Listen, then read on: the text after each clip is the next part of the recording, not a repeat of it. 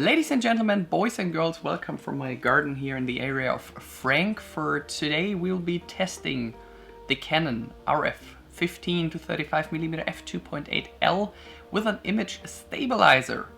This lens is available for almost 24 to 2500 bucks. If you're in Germany or Europe and you didn't have enough space available in your camera bag, make sure to visit the website objektivvermietung.de. You will find tons of RF lenses and other devices for your trip through Europe. I highly recommend to test all cameras and lenses in advance so you'll be sure you're not wasting any money out there, so make sure to visit their website. I exclusively made a Telegram channel for you. I will post all the upcoming reviews all in advance before uploading them to YouTube. I put tons of sample files into it. I post all the links from the reviews I'm doing at the moment, and in German and in English. It's way better than WhatsApp because you can use it on all devices natively, so your phone doesn't need to be online. You can use that app on your iPad, you can use it on your Android tablet, on your computer or your Mac. So all the best from Frankfurt and enjoy now this review. Well, the only thing I can say over this lens which might be seen as negative, that it's fat and heavy. And yes, you need to spend $2,500 as well. However, you get a fully new designed and developed lens, which probably will last for a decade. If you earn your money with photography or filming, you probably benefit from the possibilities which this lens offers. The body of this lens is protected against dust and splash. It's not the lightest lens by Canon with almost 840 grams, but it's a lens with an awesome build quality for landscape, architecture and event photographers. Inside the Canon box you will get a small lens bag and a lens hood. That's not all. On top, Canon was so kind to put an image stabilizer into this lens. If you consider to protect your front element, make sure to get a filter which has an 82mm thread. There are two switches at the side. One to change from autofocus to manual focus and the other one for the image stabilizer, which we will be testing in this review as well. Zooming is easy with just one hand movement, but to go through the entire focus range you will need 2 to 3 hand cycles. If you know the answer why that is, make sure to bring some light into my photography knowledge as well and post a comment below. The extra ring can be programmed through the Canon menu to change the aperture, shutter speed or ISO. There are no issues with Canon's new RF lens series when it comes to chromatic aberrations. One click in Adobe Lightroom will solve this problem. At 15 to 23mm there might be a green shimmer sometimes, which will completely disappear from 25mm onwards. That's completely different if you take a look at vignetting. I highly recommend to use the correction in Adobe Lightroom and to switch on the automatic correction inside your Canon menu. In general, the following is true. At 2.8 from 15 to 35mm, you will see dark corners. At f4 at 24mm, these dark corners will distinct clearly. However, they are still noticeable at 15mm. At f5.6, they are still visible and least seen at the fullest focal length. Two options: make use of the automatic correction, use Adobe Lightroom, or wait for the next successor in 5 to 10 years.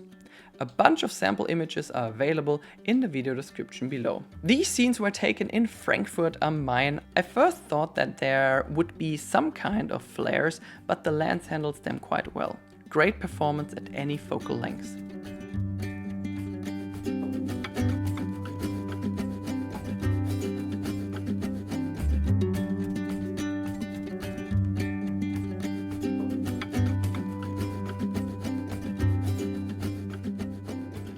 The most inconvenient thing for me as a filmmaker is Canon's nonsense crop factor.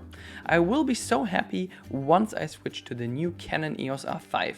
Here are some scenes taken in Full HD and 4K to see the difference.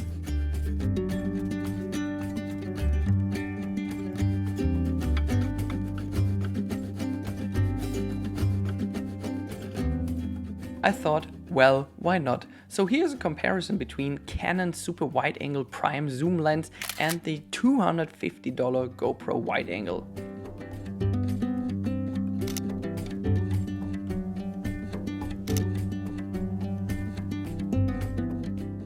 This is the lens which you would like to have in your camera bag whenever landscape and nature photography is your primary focus in photography. I went out on this early morning to take these scenes around Frankfurt for you.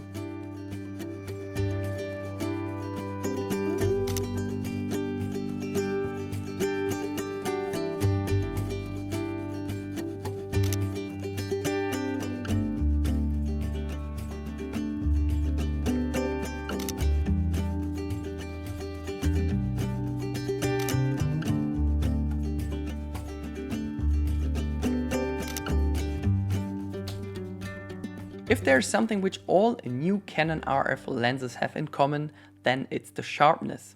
I have tested already more than a handful of RF lenses on my channel, so feel free to have a look at all the other lens reviews as well. Let's get back to this lens. Extremely sharp. No matter if you take your photos at 15 or 35mm. Always sharp results. Well, at 15mm, the corners tend to be a bit softer, especially at faster apertures, but the center seems to be the sharpest place on your camera sensor. Well done, Canon.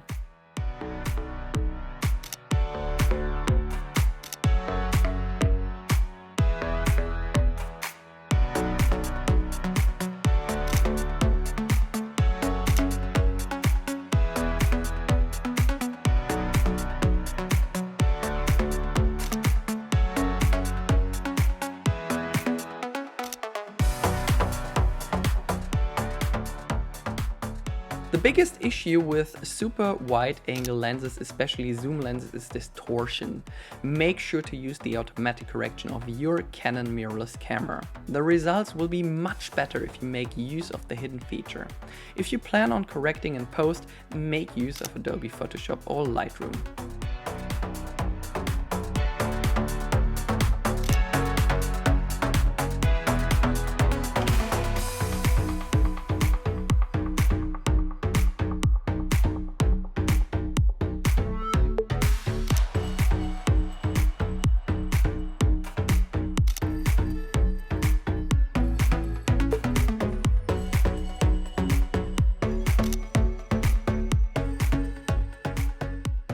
I think we will see a huge improvement for filmmakers once this lens is put on the new Canon EOS R5 or R6 with its new IBIS.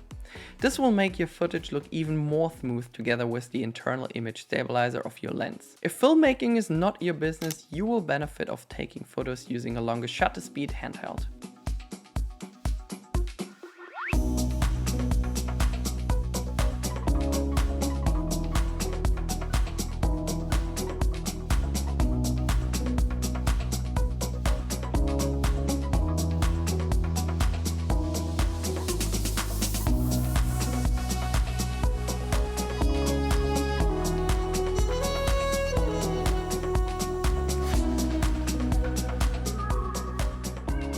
I wish I would have had the Canon EOS R5 or R6 for this test. 4K video without a crop and the new IBIS will make this lens to an outstanding vlogging lens except for its weight. So 4K 15mm with that nasty Canon EOS R crop factor. So here's a wide angle lens. Canon EOS R, Full HD, internal microphone. In my point of view, an outstanding lens for my work as an interior and architecture photographer. I highly recommend to use the internal correction of your camera to compensate for extra distortion. I did use the Zeiss Batis 18mm on my Sony a7 III so far, which is light and compact, but not as flexible as this lens here.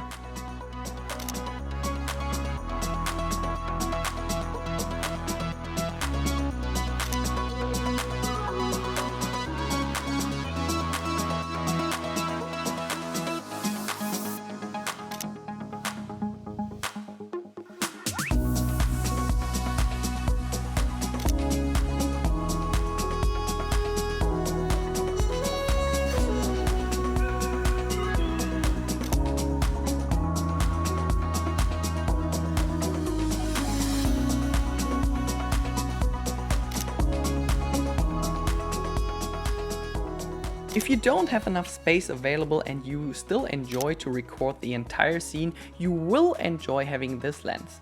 It's great for concerts, outdoor festivals, interior, and you cover up some common focal lengths such as 16, 20, 24, 28 and 35mm in just one lens.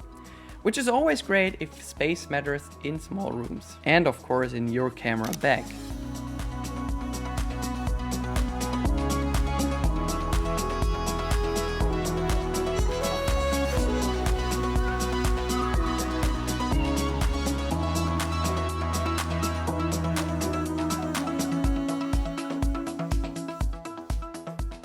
The minimum focusing distance is at 28 centimeters, which is 0.92 feet. Great for these kind of scenes. Make sure to scroll down to the bottom of the video description, where I granted you access to my Google Drive folder with lots of sample images. Also in RAW and 4K video clips to enjoy the performance of this lens on your own computer for private use.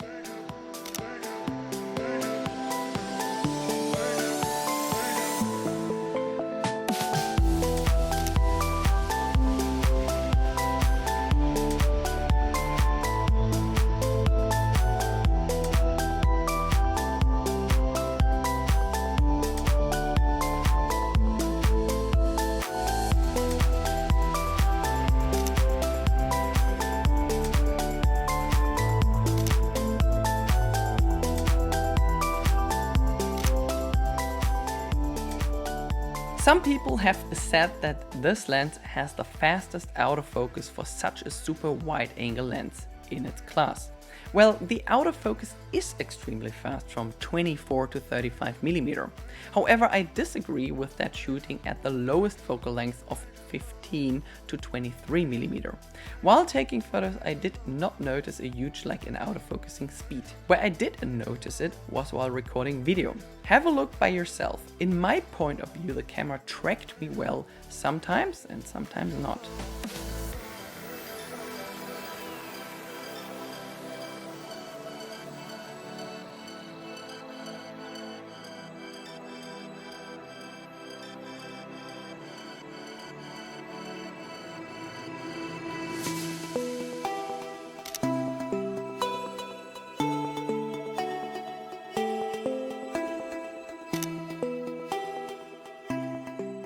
As we approach the end of this review, we will have a look at the bokeh. With this short focusing distance of only 28 centimeters or 0.92 feet, you will get a decent amount of bokeh. In my eyes, it looks best at 35mm and f2.8. The more you zoom out, the least amount of blur background you will get, except if you shift the focus point to the edges. 9 aperture blades will deliver round bokeh balls, and I was so kind to compare it to the EF24 f1.4L 2 USM.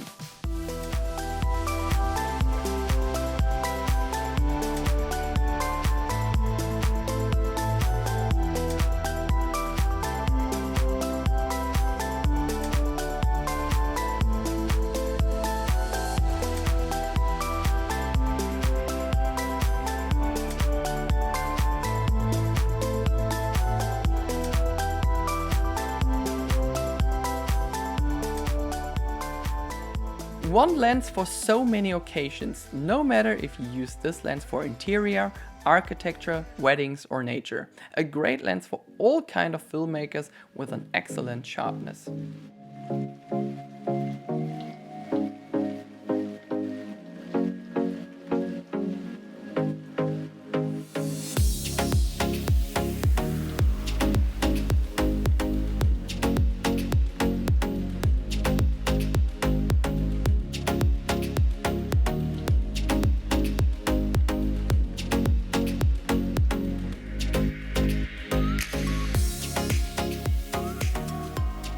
Let's summarize. A great super wide angle all-rounder for $2,500. Well, you need the money first, but you will get a super wide angle zoom lens for the next decade.